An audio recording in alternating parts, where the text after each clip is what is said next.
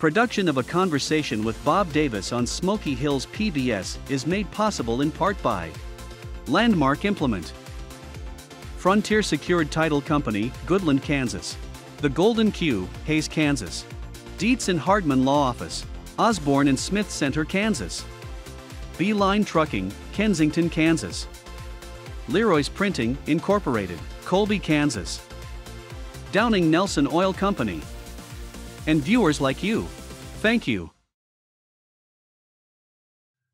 Hello everybody, I'm Jeremy McGuire and welcome to the old Hayes High Gymnasium right here off of 13th Street in Hayes, and it is a conversation with Bob Davis and Jeff Bollig. The dream is real, my life on the airwaves. Yeah. Boy, what a special book. Thank you. Let's talk about, gentlemen, the origins of this book. What kind of started? What was the, hey, we need to do this? Blame him. Yeah. Jeff's idea. Jeff, you're up. Well, thank you. Well, yeah, I grew up in Hayes, listening to Bob. I'll date myself a little, but probably born in '61. So Bob got here in '68. Yep. And, you know, just young enough to, or old enough to remember the games that he'd call with Fort Hayes, the St. Joe Cadets at the time, right, and Hayes High. And so I've been a big Bob Davis fan. And then I worked up at Kansas in the athletic department and knew Bob then. I didn't know Bob in Hayes. He was such a legend, such a high-profile person. You know, I was too scared to walk Pretty up. Humble, isn't he? So I met Bob, and we hit it off. We became fast friends. I consider I was a friend with him from as long as I can remember. But you know, we became friends. And you know, I had done 2 other books with a friend of mine. One on Allen Fieldhouse, one on Jayhawk athletics. And you know, I kind of pestered Bob. I think that's fair to say. Beat me to death. I said we should. So you finally submitted. Yeah, I said we should do a book. Yeah, we should do a book. And finally, after Bob had retired, and you know, life came on, you know, and we never got around to it. Finally, and it's fortuitous timing because right before the pandemic hit, I said we're going to do this, Bob. And so we started the book and finished it in late October of 2020, and wow, gave it to the publisher and out right around Christmas, and the rest is history. Let's talk about the focus of the book, because it really, from reading it, told a tale of beginning to where right, we're at today. But you know, it really hit hard on, hey, this is where it started. This was my first break in broadcasting to making it big. So let's talk about the focus and how it was.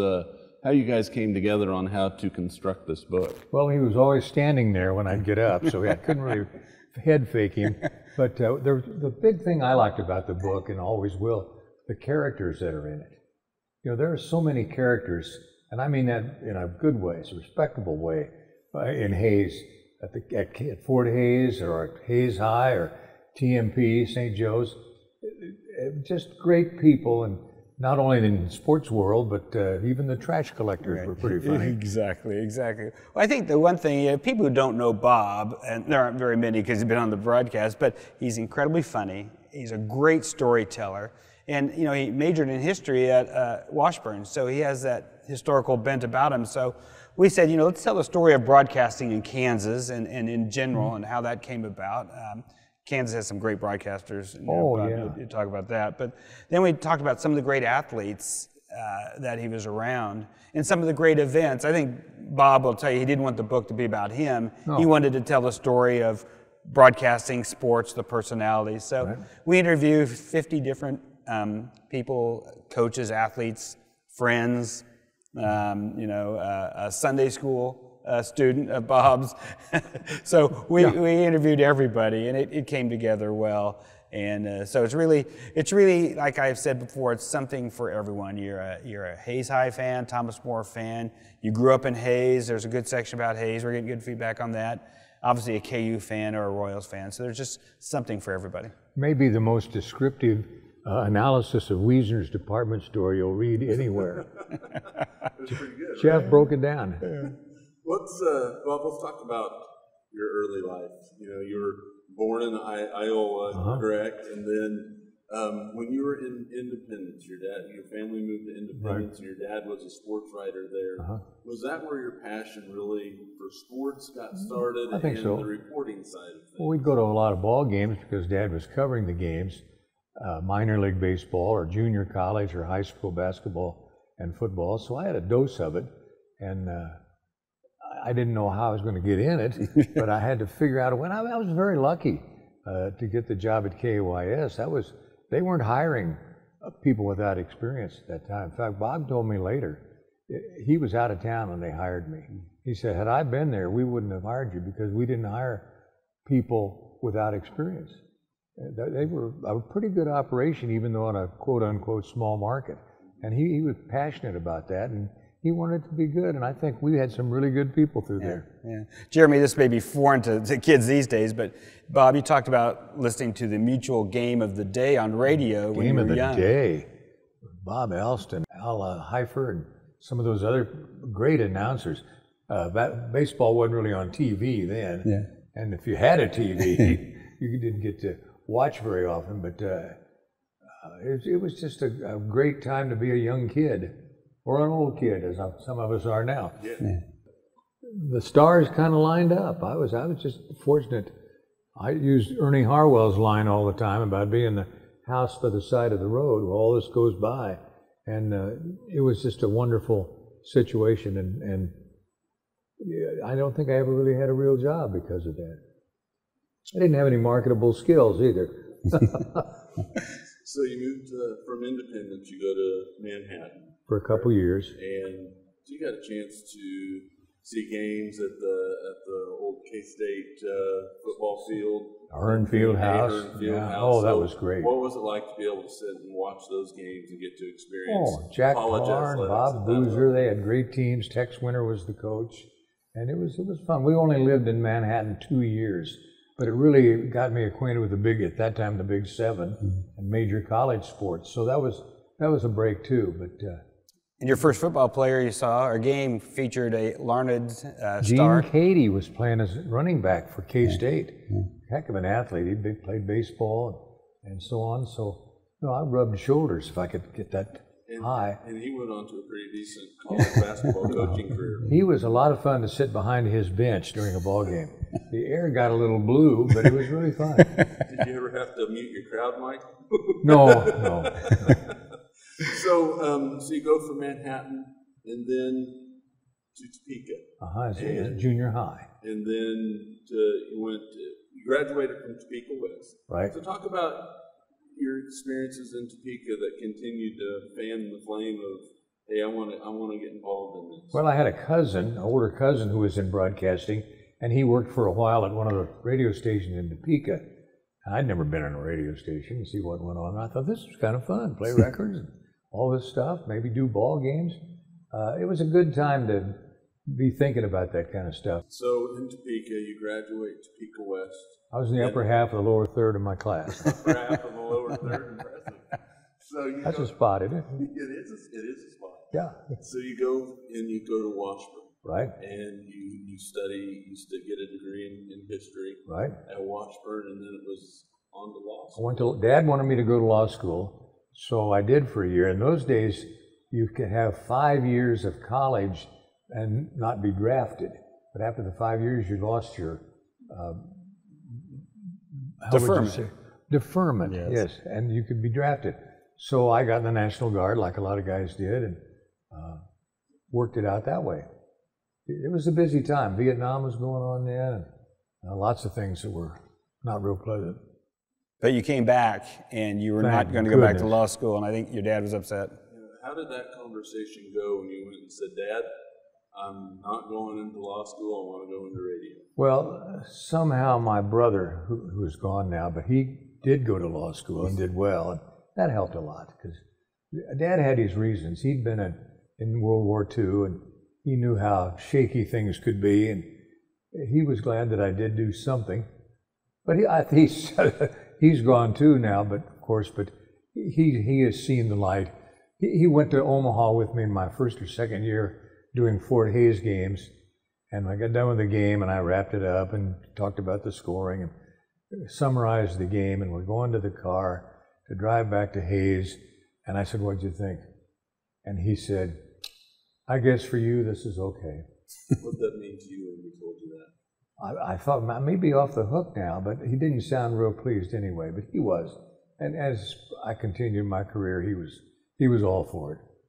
So who are some of your early broadcast influences that you would listen to and you would go, you know what, if I can be anything like this person, I think I'm going to do all right. Well, Merle Harmon was an early one. He was one of the first voices of the Kansas City A's. And then Merle went other places, Milwaukee and some national stuff. But he was certainly, I went to a broadcast school in Kansas City that he was part owner of that school. So he's always been one of my heroes. He's gone now too, a great guy. So one thing that I read in reading the book and in myself listening to you call the Jayhawks and the Royals, storytelling. How important was storytelling when you were listening, and how much of a part of that was like, did you say, that's what I want to do? Theater of the mind, that's radio. You know, you're not confined to that little picture like you are in television. So yeah, storytelling is part of it, and character development and so on and so forth. But baseball lends itself to that really well, and football also up to a point. But I'm glad I got started in radio when I did, because television changed a lot of things down the road. It was a little more confining and so on, but I was in the right place at the right time a few times. I wasn't very talented, so I had to be in the right place. So let's talk about, you've made the decision, law school's out, radio's in, and all right, now I have to apply. I have to do something. I have to do something with this. Application after application denied. Was that starting to, did that ever waver you on your decision? Maybe a little, but not much. I hung in there. I didn't know what else I wanted to do. And that was my goal, was to do that kind of stuff. And I was fortunate to come to a place like Hayes that had good high school sports, had college sports. You know, when I left Hayes, they were winning national championships. And guys like Bill Morris were here, and, you know, it was just a lucky ride. Jeff was here. He was already pestering me about a book. Boy, it took him a while to get you convinced. I couldn't pester. I couldn't even get up the courage to come say hello to you. Yeah. How many hours do you gentlemen suppose you put in preparing this book from start to finish? Well, surprise question. Yeah, we had, this was during COVID, so we did keep our distance. When I go over to Lawrence, I live in Olathe, and then also we do a lot of phone calls. We'd call the various people in the book, Larry Brown, Bill Self, Roy Williams, Tony Muser, Mike Sweeney. We do phone calls. Either we'd have everybody on, or just myself and I, or Bob and them. So, I don't know how many hours. I wouldn't even venture to guess, but I would say it was helpful that, we both had an agreement on how the book would kind of go, and we knew each other well. And I knew Bob's career and knew some of the people, or a lot of the people involved. So I don't know if I could guess how many hours. A lot. Oh, yeah, I was going to say a lot. Just quite a few. Quite a few to do that. I missed mowing the grass a couple times. My favorite line is, the hours weren't good, but there were lots of them. That is good. I like that. That is perfect for that line of work. For that line of work. I tell you what, a special time so far. When we come back, Bob comes to Hayes, and we'll talk about the details of that here on Smoky Hills PBS. We've just heard some great stories on Bob's background and how he got started in local broadcasting in Kansas. Smoky Hills PBS wants to continue to tell the stories of local people, places, and events, and we can only do this with your support. By becoming a member of Smoky Hills PBS, you can ensure that the local programs will continue, such as Traveling Kansas, Real Ag, Doctors on Call, and the Kansas Legislature. Annual events such as the 3-2-1A State Wrestling, 8-Man State Football Championships, 8-Man All-Star Games, Kansas Sports Hall of Fame induction ceremonies, the Wild West Bowl 6-Man Football Championships, and many more. And when you become a member, you can receive this autographed book as a thank you gift. The Dream is Real, written by Bob Davis and Jeff Bollig. Jeff, Bob, what has this experience been like for you? Well, I get to call Jeff every day and see what we're doing next. He's very creative. We kid each other a lot, but he put a lot of heart and soul in this thing, and trying to make me look good. But it's been wonderful, and we've been friends for so long that I feel like I can take him off my taxes now maybe. We knew there would be a beginning and the end, but we just didn't know what they would look like. Yeah. And so the tape just started rolling, and it was great. Bob's a legend. He's a great storyteller. He's funny. He has so much history to share. And I thought the book would be great for people of Kansas and sports fans and history, the fans of history. And so it was just a great experience to work with Bob to produce it. How did the process? Was it ever like, oh my gosh, we've got to do some more work on the book, or was it always something you guys were looking forward to? I'll speak for myself. I've wanted to do it forever, so I'm glad we finally got it started. And Bob, I think once we got going, there were lots of laughs, and oh yeah, we just didn't know where it was going to take us. That was a great thing. We just started telling stories, and it led to another one, and another, and another. What's our next book going to be called? Well, we don't know yet. Yeah, we're working on that now. All the stuff we forgot the first time, yeah. I think, is what we'll do. Talk about all of the collaboration that had to happen for this book, not only between the two of you, but the many people that were involved in interviewing the fact check, not fact checking, but fact finding. Yeah, right. It was just a huge collaboration to make this work. And the town of Hayes gets some maybe overdue recognition that it didn't have for a lot of years, because people just weren't familiar unless you were from the area. But some of the people that make up retailers or attorneys or regular people in Hayes are a bunch of, like Bob Schmidt said, heck of a cast of characters. Yeah. I think that's what makes the book are all the personalities that wanted to contribute. And when you call and say you're doing a book about Bob Davis, the tape just goes on and on and on. And I'll tell one story about Tony Muser. I said, Coach, I only need for about... Be careful now. I only need about 10 minutes. I only need about 10 minutes. He goes, oh, all the time in the world. An hour and a half, almost 2 hours later, we are still talking. So everybody wanted to say something about Bob. And some of the things were relatively nice. Well, how about that? Yeah, kind of an odd deal. How much did you have to pay him for the notes? Oh, Tony Muser's a unique character. Yeah.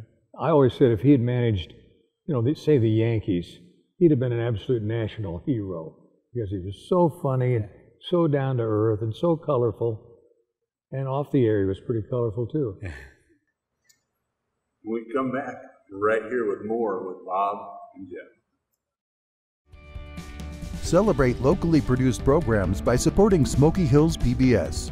With a sustainer donation of $5 a month or an annual gift of $60, we will thank you with an autographed book, The Dream is Real, by Bob Davis and Jeff Bollig. The book follows Bob Davis's journey through 48 years of broadcasting and includes contributions from numerous coaches, athletes, and friends. Make a sustainer donation of $7 a month or an annual gift of $84, and you will receive a DVD of this program, A Conversation with Bob Davis, recorded in Hayes, Kansas. When you make a sustainer donation of $10 a month or an annual gift of $120, you will receive both the book and the DVD of this program. And with a qualifying donation, you can also take advantage of Passport, an exclusive member benefit that gives you on-demand access to your local Smoky Hills PBS and national PBS programs that you can enjoy on your computer or with the PBS app on your streaming devices or on your smart TV. So don't wait. Call or go online and donate to Smoky Hills PBS now. Thank you. There's a steal by Easton. Down court against Porter. Layup, good! Tie ball game. Hello, everyone, and welcome back on Smoky Hills PBS to the old Hayes High School gym just off 13th Street here in Hayes. Jeremy McGuire along with Bob Davis, Jeff Bollig. The dream is real. My life on the airwaves with Bob Davis. So we've talked about your early life and leading up into coming to Hayes, application after application. Oh. Bob Schmidt wouldn't have hired you had he been here. Well, no, he wanted quality. You get the job. Yeah. What was it like when you got notification that KAYS wanted you? Well, I was thought, boy, how lucky am I? And then Keith Cummings leaves, with opening it wide open for some other turkey to do the games, and that was me. So the timing was just right, and Keith was really good and really helpful to me, and I have found him now. I've talked to him on the phone a couple times. I didn't know how to get a hold of him, and nobody else seemed to know. And my wife said, well, look in the Fort Hays alumni directory. And there he is, Cummings, Keith, Lansing, Michigan. Leave it to your bride to be able to get you that's headed in the right direction, right? Right. Another friend of mine along those lines would always say, you can be a big leaguer in a small market. In other words, you can do all the right things and prepare and do quality work. You don't have to be in New York. In fact, I'd prefer not to be in New York, but that was part of it. And just being in the industry was a real kick for me. And I got to know other broadcasters. That's a favorite thing. And, I'll go to national meetings and stuff. And it's all cool. The dream is real. The dream is real. So you have Hayes High. You're calling TMP games. You're calling Fort Hays games. Right. Talk about those days. Talk about the Indians and basketball and football and Al Billinger at the old field house, and then of course here at Gross Coliseum with the Fort Hays Tigers. I'll never forget the games with Regis, Denver University, some of those schools that came in, and we had full house. It was just, I'd done a game in Kentucky and came back here and did a Fort Hays game. It was the same atmosphere. It was just great. And I was kind of right there. I told Wyatt and Gerard and these guys that this didn't all just happen. It developed, and they got to enjoy it as well. Bob, you talk about Al Billinger, the relationship. You're here, maybe you're 26, 27 years old. Al Billinger wants him to ride on the bus. You rode the bus with the Monarchs, didn't you? Yeah, and he was very nice about it. Yeah. Son of a buck, he'd say, sit there. Yeah, Al was great. Father Earl Befford. Yeah. Remember Father Mike Scully? Yeah. He lives in Lawrence, and I see him occasionally. He's one of the all-time nice people. Yeah. Very fortunate. How important was the relationships that you built? One thing in reading the book, is that without the relationships, you don't get where you're at. Talk about the relationships that you built with the different folks at Hayes High and TMP and Fort Hays State. And Jeff did a great job bringing that out in the book. Those people had all their memories, and some of those people have gone on to do great things, and it's just flattering to be part of it. Al Billinger, what a absolute personality. He went to the service and came back, and he was working in a butcher shop in Hayes, and he was well into his 20s, I'm sure close to 30, and then became a teacher at TMP and influenced a lot of guys down the road. Yeah. Did you say Cade Saran and who was a football coach? Was it Gross at the time, or was Wayne McConnell? Wayne McConnell. Was my first they all coach. came to recruit Al. Oh yeah, he was a unique guy. We throw those words around pretty recklessly, but they were, and Al and Cade, they both would say, I don't care if your man scores 20, you score 21. They were offensive minded. Yeah. Well, Al was like older, so they called him Grandpappy or Granddad. Oh, yeah. And a very good athlete. So he, 3 sports, right? Yep. Football, basketball, and I think track he lettered in. So yeah, quite an athlete. One thing that came across in the book as well, and I know, Bob, you're one of the most humble people I know, but I know Jeff can speak to it, is the kindness that you showed to each and every person that you came across, which helped develop those relationships. So I know it's maybe tough for you to speak on that because you're as humble as you are. Yeah, the book's not about Why was me. that important to you? Well, you build the relationships, and it's a two-way street, kind kind of like the new roundabouts. I mean, there's lots of directions you can go. But, and why did we do that? Do we know? But Traffic flow. yeah. But Fort Hays, you look around Fort Hays now. That place looks like heaven. What a great looking campus. And you go into Gross Coliseum and those banners that are hanging there. Yeah. That is big time. Yeah. It really is. Yeah. You speak of relationships, Jeremy. That's the one thing as we talk to all these people, young broadcasters, who talked about how Bob helped them early in their career when maybe others wouldn't, or he took the time. And I think that was the big thing that came across, is students saying, and as the book was coming out and people heard that we're doing it, I'd get emails unsolicited from a student said, I was at Fort Hays or I was at KU and I had a tape that I sent to Bob and Bob critiqued it for me, and just those kind of things. And I think this speaks to his character and why it was so fun to do the book, because Bob, definitely a people person. You can't, they had to slow tip-off down to get all the people through shaking hands with Bob. That's before a game. It was very busy over at the broadcast table. I can imagine that was the case. So you talk about the relationships, not just with other broadcasters, but with players, with family of players, but coaches were a key as well. And one thing that you did, the coaches shows. How big were the coaches shows? Because they get done with a game on a Friday night and they're eating breakfast with you on Saturday, talking about the games. Oh yeah, small part of that small town, but it's not that much difference in New York. Well, I shouldn't say that. It is a little different, but it's people are people, and everybody has their own doubts and so on. Can I do this? But we proved you don't have to be real smart to be able to do this kind of stuff. Yeah. So let's talk about your favorite spotter.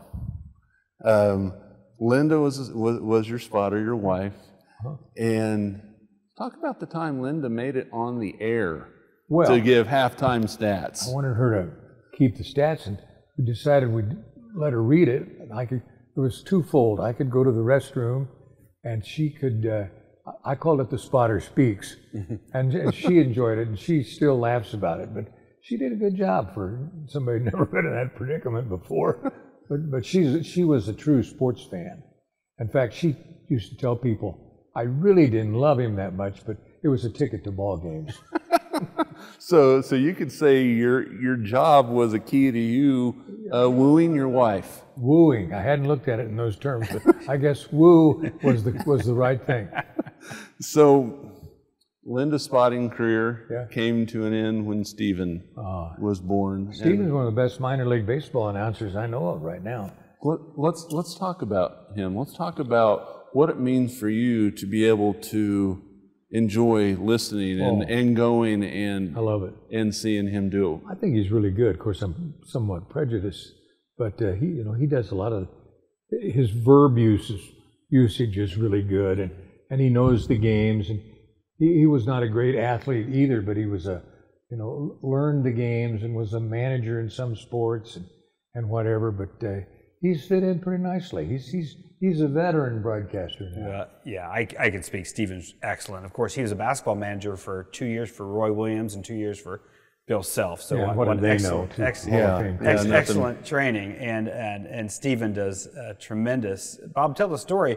You his first solo broadcast, you got to be there and listen to, and tell us how you got there. I think a Hayes connection. His first game with the Idaho Falls Chuckers. That was the Royals' rookie league team. And they were going to open their season in Casper, Wyoming. And I was in Denver. The Royals had an interleague game with the Rockies. And I thought, we had a day off before that game, and I thought, I got to figure out a way to get a car so I can get up there and surprise him. And there were no rental cars. There was an LPGA golf tournament going on in Denver, and there were no car rentals available.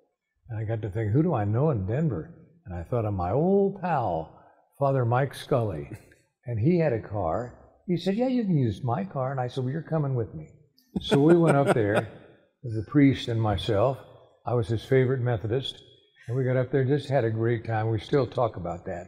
But Yeah, Steven's excellent. He's destined for big things. So your broadcast career continued to blossom. You had opportunities. Talk about doing some minor league baseball in Wichita, the Big 8 holiday tournament, and then you did some fill-in work for KU and Mizzou as well. Right. So Filled in on both those, and then when the KU job became open, when it did, I was the right spot at the right time. There's a lot to be said for that, and that's how that started. Yeah. Well, that also speaks to Bob Schmidt's influence and ownership. He owned KWCH TV down in Wichita, and they had the Arrows, so you got to do that. And then he owned the station in St. Joe Radio, so you got to do the Big 8. So, lucky. So Bob was a huge help there, wasn't he? Oh, absolutely, and very supportive. Yeah. did you ever get nervous with any of those opportunities when you were getting? All the time. Yeah, what if I screw this up? No, I think that's good. You should be a little nervous, you know. I've seen some guys that think, well, I can do this, I know, and it doesn't come out right. But that worked, baseball. And I got to do all three sports, which was kind of hard to have a spot like that in those days. Now, in your days in Hayes, you didn't often have a color analyst with you. So how did you keep that golden voice going when you had game after game after game? Coca-Cola. No, you just drink a lot of water. It's just part of it. And yeah, you don't think about that at the time. And one of the first things you check out as you get to a new place is, where's the restroom? You know, and how much time have I got? I think anybody that's broadcast a ball game knows the importance of where is it, and know your capacity and going before that game starts, and hopefully you can make it all the way through it. Hopefully. So don't wear khakis. But up next was the opportunity of a lifetime, possibly. In my opinion, as a huge Jayhawk fan, knocking on the door was the University of Kansas. And when we come back, we're going to talk about University of Kansas, the Jayhawks, and the Kansas City Royals with Bob Davis and Jeff Bollig here on Smoky Hills PBS.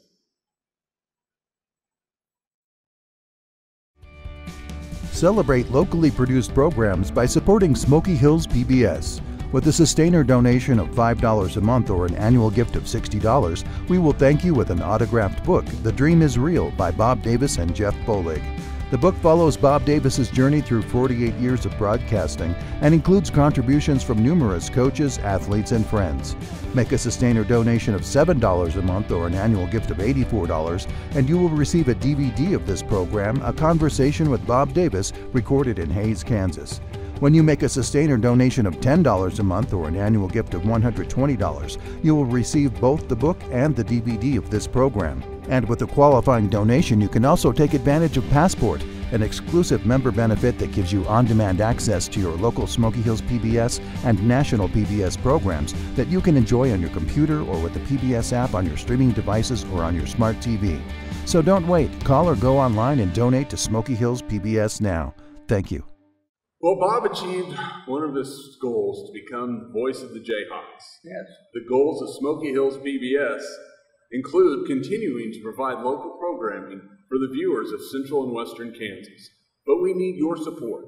Please call 800-337-4788 or go to the website www.smokyhillspbs.org and become a member today. Your membership will guarantee that we can continue to bring you all of the favorite local programming for all ages.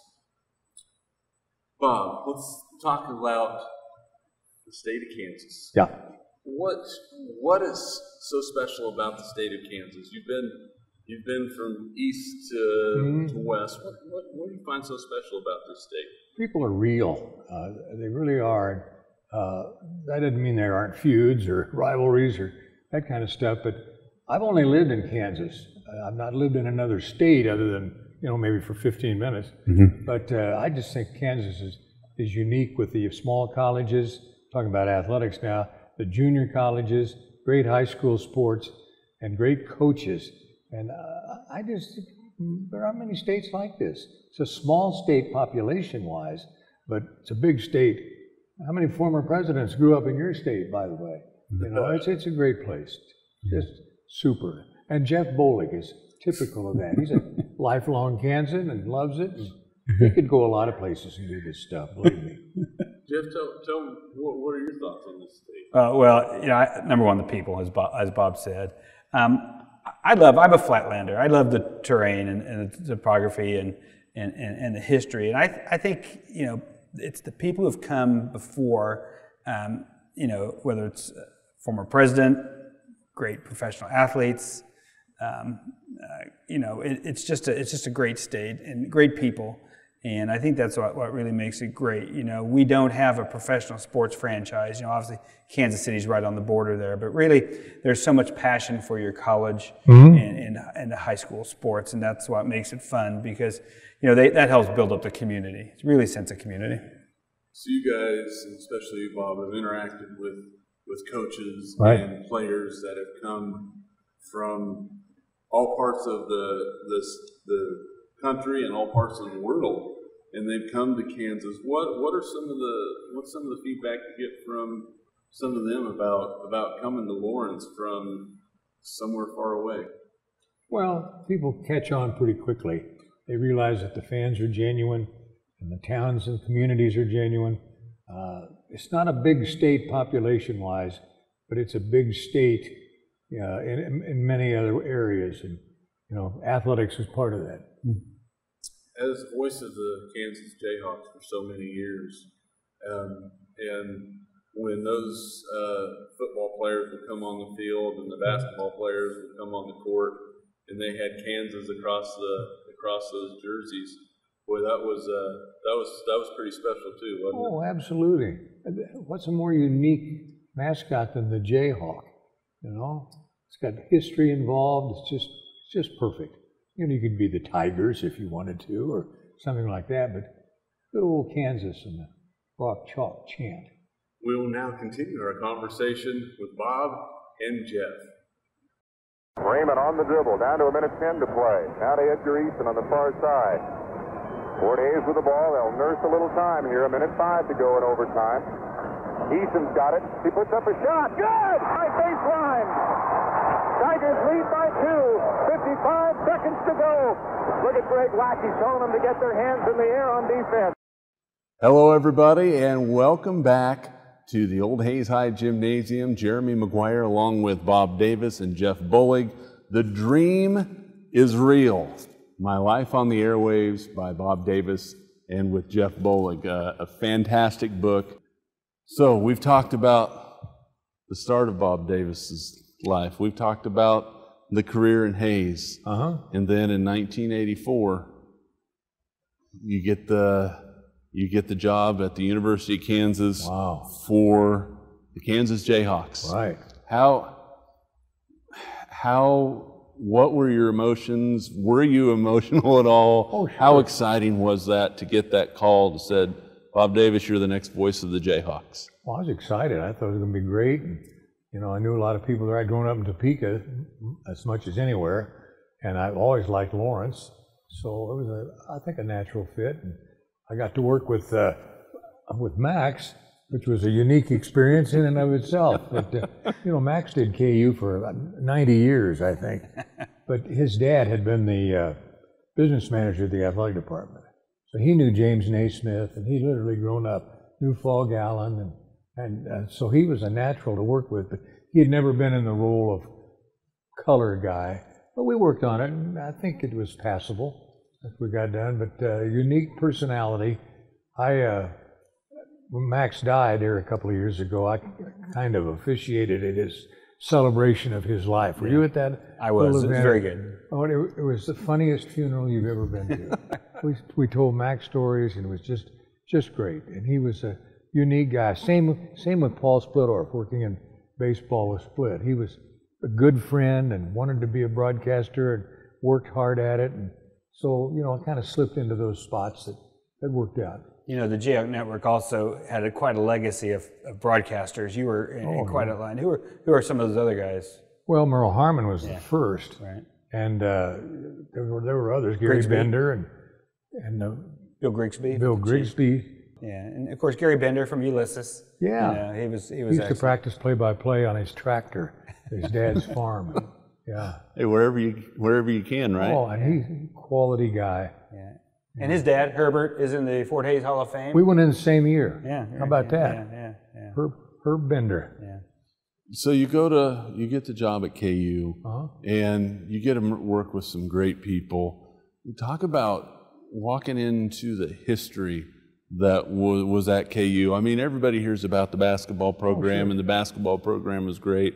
There's a lot of history in the football program and the university as a whole. Talk about being a part of what is KU history now. Yeah, well, I appreciate you seeing being part of it, but I never really thought I was part of it so much as I was reporting and talking about it. I was not a KU sports hero by any stretch, but to be part of that list of voices of the Jayhawks was something I really cherished. Yeah. You know, it's amazing. There was a basketball game. I remember sitting in the game was Jim Ryan, world record holder. Right. JoJo White, NBA Pretty good basketball championship. player. Yeah. Gail Sayers. Pretty good football player. Yeah, NFL MVP. John Hadel. Another good football player. And I'm just, wow. That was the great thing about, going to those games, Bob. The wow factor. And you talk about the relationships of those former athletes who would come back. And it's just amazing that history. Al Order, 4-time gold medalist in the Olympics. You got a chance to meet Wilt, didn't you? Yes, when he came back for that visit, he was great. That's the most, I've always said, the most thrilling and exciting non-playing moment in Allen Fieldhouse history. I would say I was there for that game. Yeah. That was special. Yeah, Yeah, you remember they had announced before the last time out that Wilt would be leaving and just wanted to express his appreciation, stands up and waves, crowd goes nuts. About a minute later, the public address reads, Wilt Chamberlain has said that he'd love to meet everyone or anyone, so he will be signing autographs after the game. So for about 3 hours, he just signed. I mean, he was so good with the team. I was around that weekend, and he was amazing. I think that's there are a lot of maybe misconceptions or maybe some hurt feelings. He thought people blamed him for the loss to North Carolina. Yeah, in '57. But Wilt was larger than life. And of course, he passed away. Yeah, he passed away. Shortly thereafter. So really, add Wilt to the list of people you're watching games with there, and so it's quite a venue. Let's talk about the Hall of Fame coaches that you were able to work with. Larry Brown, Roy Williams, Bill Self. How awesome was that to be able to work alongside those gentlemen? Well, it was great because they were so good to me and to other people. They weren't particularly full of themselves. I mean, they had egos and so on, and they could be very authoritative and sometimes really authoritative. But they were all good and great at what they did, and they all deserve that Hall of Fame recognition. Allen Fieldhouse. Yeah. Tell me about that building and what it means to you, what it means to the University of Kansas and so many Jayhawk fans around the world. Well, there are pictures, if you'll see. It was way out in the country, pretty much by itself, that part of the campus at that time. My grandfather was a carpenter who lived in Iola, Kansas, and they'd get carpenters from around the state to come work on those jobs, and he worked on Allen Fieldhouse. So he worked on the inside and outside, and I just talked. So, that's got a special place. I was in love with the Hearn Fieldhouse first, and then Allen Fieldhouse came along, and just to be part of that and feel it. So you were part of some national championship teams broadcasting those games. Let's touch on first right here in Hays with the Fort Hays State Tigers in the championship in 84, correct? Right. Talk about being able to broadcast a national championship for the Tigers. Oh, I just feel the excitement. Bill Morris was a great game coach, and he had good players too. Some of whom had transferred from other places, but he got them together. And the national championship is down to the final 3 seconds of overtime. 48-46, Fort Hays. Stevens Point will play it in. They give it once again to Mike Jantz. Roger Paramore waiting to hand it to him now. It's 5 against 4 down here for Fort Hays. They give it to Jantz. He gets it inbound. Here's Harley from the side, shooting and missing. It's over. Fort Hays has won the national championship in overtime, 48 to 46. The Tigers have won the national title. How about that? Fort Hays State 35-2. They're number one in the nation. They played well, and they won the whole deal. That was the first The Dream Is Real. Yeah, that stretch there, starting in the late '70s, early '80s, was just magical. And you talk about the game with Denver when Coach Rosado had it, but you know, it's ironic. It's kind of come a little bit full circle. Bob, you did the color for the after you're at KU, but Wyatt was doing the '85 Fort Hays State Championship game, and they beat Wayland Baptist. The head coach of that team was a 26-year-old Mark Adams, who's today the head coach at Texas Tech. Just got the job, so it's kind of come full circle. Full circle, for sure. Yeah. Well, then University of Kansas, 1988, right in your backyard at Kemper Arena, and I believe, correct me if I'm wrong, The Dream Is Real came at the end of that broadcast? I think it did too. Yeah. We just kind of slipped out. How special was that? Our that? 50th wedding anniversary, and interestingly enough, we got a lot of cards that said, "What a great marriage, the dream is real." And Linda went, no, she was very nice about it. And so 88, you get that one. Yeah. I remember that game very well. Wyatt comes in and wins right away. Yeah. You know, some guys really have it. Yeah. No, it was great. 50-50 at halftime, I believe, of that game. Yeah. One of the national TV broadcasts didn't think KU could hang with them in the second half. I won't mention any names. I'm gonna find out but they could. They could all right. So, but then in 2008, you know, down in San Antonio, boy, what a run for KU then, and a game that almost seemed out of reach late. Yeah. I'm really glad he made that shot. Yeah. And almost, you say almost out of reach, almost Bob didn't do. Bob, you said you had very few instances where your voice or you were not feeling very good, but the morning of the national championship game, you said your voice it was a little bad shape, so you survived. I survived. We're survivors. Yep. Yeah. So you also, after, you know, when you're still doing KU, you get a chance to work with KMBZ Radio in Kansas City, doing some morning sports reports, and then the opportunity comes up for you to broadcast the Royals and what is, from determining through the book, maybe your first love of baseball. Oh, as a little kid, baseball, yeah.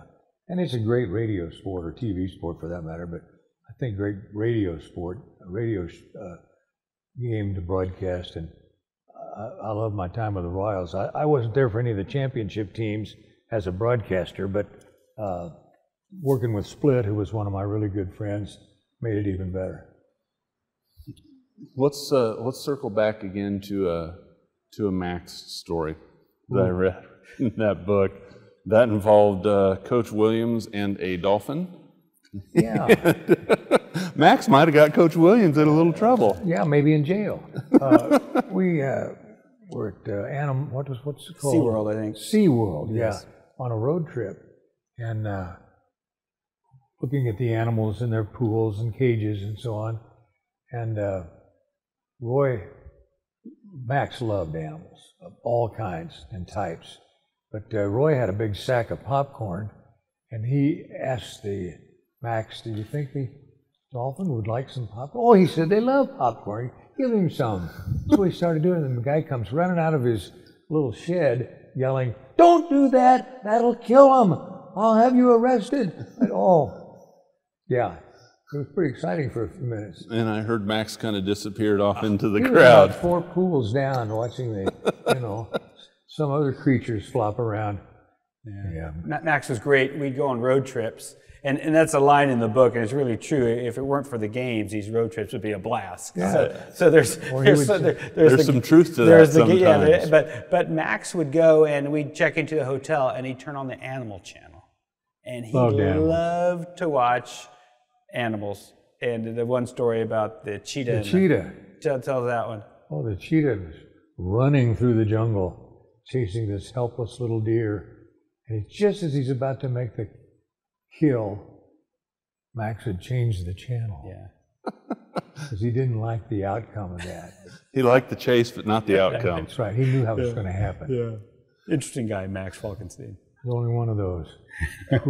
As we wrap up our time together, talk about the importance of radio as a medium and how vivid and how much it means still today in a world where media is all over the board from A to People Z. thought television was going to destroy radio.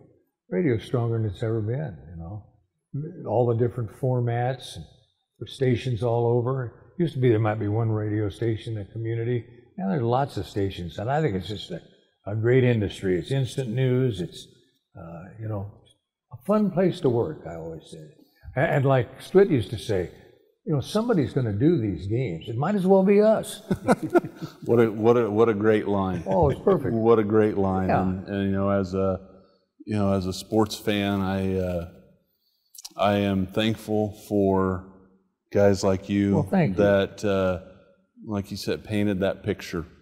Thank and you. We tried. The guys that continue to paint it today. And special thanks to you, Bob Davis, to you, Jeff Bollig, for spending some time with us today. You're welcome. Also for the time you spent writing this book and telling the stories that go in this book, because they are special. And thanks. I encourage everyone, you don't have to be a KU or a K-State fan or even a sports fan in general. Get this book, because The Dream is Real applies to whatever you're doing in life. That's nice of you to say. I have a cousin who lives in St. Louis. She would be early 80s now, but when we were kids, she was one of the older cousins. And she called me one day and she said, "I read your book." I said, "Well, it's great, Lori." She said, "I learned a couple things. I learned about what you did and so on, but she said, I didn't know you were funny." Well, I think that's a compliment. It's a great. It's an easy read. I mean, you can sit down. It's no Pulitzer Prize winner, but there's some fun stories and some fun names in there, and you'll learn, like I say, Kansas history, broadcast history, and all about sports in Kansas. Gentlemen, thank you for your time. You're welcome. Everybody that's watching, thank you for taking the time to watch. The Dream is Real, My Life on the Airwaves by Bob Davis and Jeff Bollig. For Bob Davis and Jeff Bollig, I'm Jeremy McGuire. Hasn't it been great hearing from Bob and Jeff? Listening to Bob Davis call a game was entertaining and emotional. You could definitely hear his passion and love for the sport. Smoky Hills PBS wants to continue telling local stories and about Kansas. Did you know Smoky Hills PBS has received the Kansas Association of Broadcasters Award for Non-Metro Station of the Year for the past several years? Local productions such as Traveling Kansas, Real Ag, Doctors on Call, and the Kansas Legislature have all maintained the high standard of providing information, education, and entertainment for its viewers. Local events such as 3-2-1A State Wrestling, 8-Man State Football Championships, Kansas Sports Hall of Fame induction ceremonies, the Cathedral Concert from Victoria, and many more wouldn't be possible without the support of its viewers. Please call 800-337-4788 or go to www.smokyhillspbs.org and become a member today. And as a thank you gift, you can receive an autographed copy of the book, The Dream is Real, by Bob Davis and Jeff Bollig. What has this book signing tour been like? What's it been like for you, Bob, to touch base with the readers and the people that you have encountered over so many years?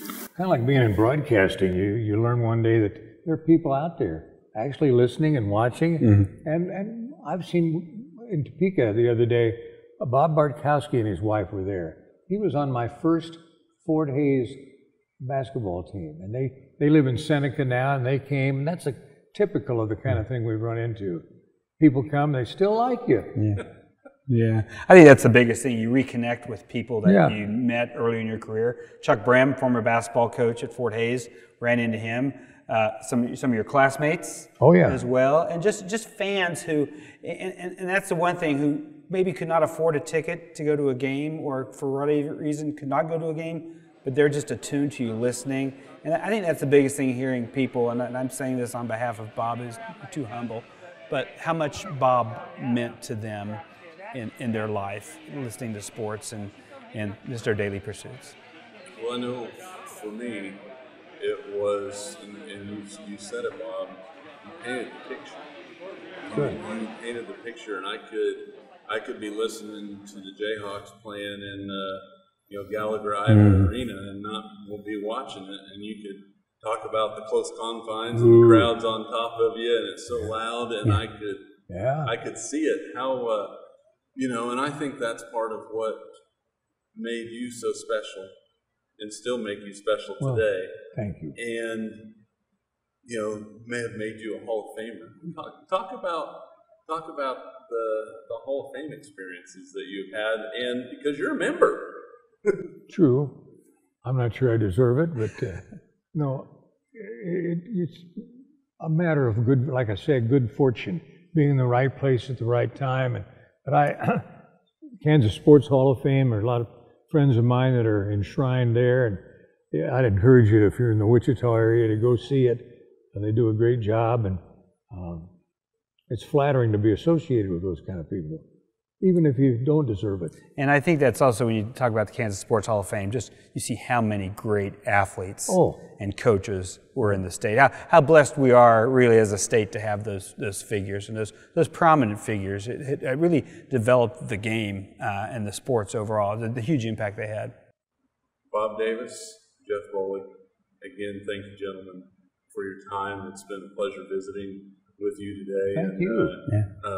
I have enjoyed listening to you for years, and will continue to enjoy listening because there's recordings, so we'll be able to listen. We've got you on tape. Yeah. We got you on tape. You're in trouble. You're in trouble now. So I appreciate you guys taking the time. It's our pleasure to visit with us. Thank you. So thank you for watching. I'm Jeremy McGuire, and thank you for watching Smoky Hills PBS. Celebrate locally produced programs by supporting Smoky Hills PBS. With a sustainer donation of $5 a month or an annual gift of $60, we will thank you with an autographed book, The Dream is Real, by Bob Davis and Jeff Bollig. The book follows Bob Davis's journey through 48 years of broadcasting and includes contributions from numerous coaches, athletes, and friends. Make a sustainer donation of $7 a month or an annual gift of $84, and you will receive a DVD of this program, A Conversation with Bob Davis, recorded in Hays, Kansas.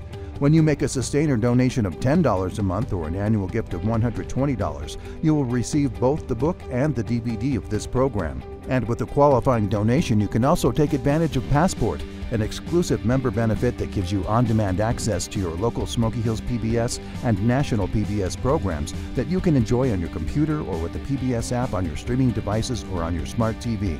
So don't wait. Call or go online and donate to Smoky Hills PBS now. Thank you.